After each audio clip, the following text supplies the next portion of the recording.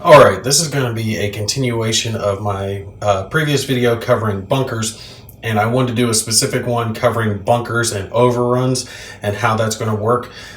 This one is not going to show the specifics of how to conduct an overrun. I've already done a tutorial video covering those.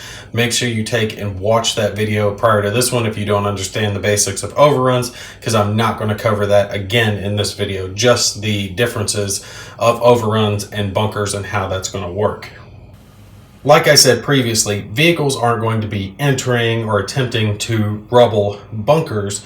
However, as long as the hex permits, so as long as it's clear, low crops, brush, etc., that type of terrain that would normally permit an overrun, and that's the hex that the bunker's in. So like here, this bunker is in a clear hex, then, well, a road hex, clear hex, same thing.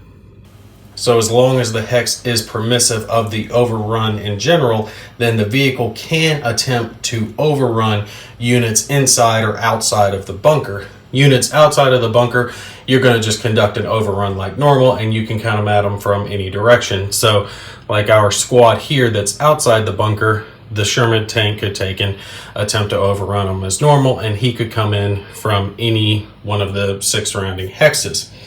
However, if the vehicle wants to take and overrun units inside the bunker, at that point he's going to have to enter the bunker itself from one of the 3 frontal hexes. So our Sherman tank could take an attempt to overrun the squad inside the bunker from this hex or the 2 adjacent to it, but he couldn't do it from one of these 3 rear hexes. He has to do it from one of the front hexes.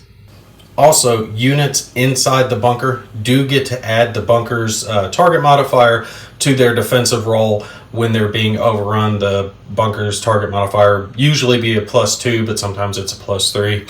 This one is a +2, so they would get to add that to their defensive roll. Another difference, though, is that surviving units normally would be able to counterattack in a close assault, and that's not going to happen when you have a close assault against units inside of a bunker. Surviving units that are in good order can counterattack, but they can only do it by doing a direct fire attack, and only if they pass a morale check, and only if the vehicle's open. So if the unit that was inside this bunker here survived and was in good order, they could take and basically shoot at the open tank itself to conduct a counterattack in that manner, but they again couldn't do it if the tank itself were closed or buttoned. One more thing, anti-tank rifles, those support weapons, if a unit inside the bunker has one of those, they can conduct an ordnance fire attack as a counterattack against an open or a buttoned vehicle.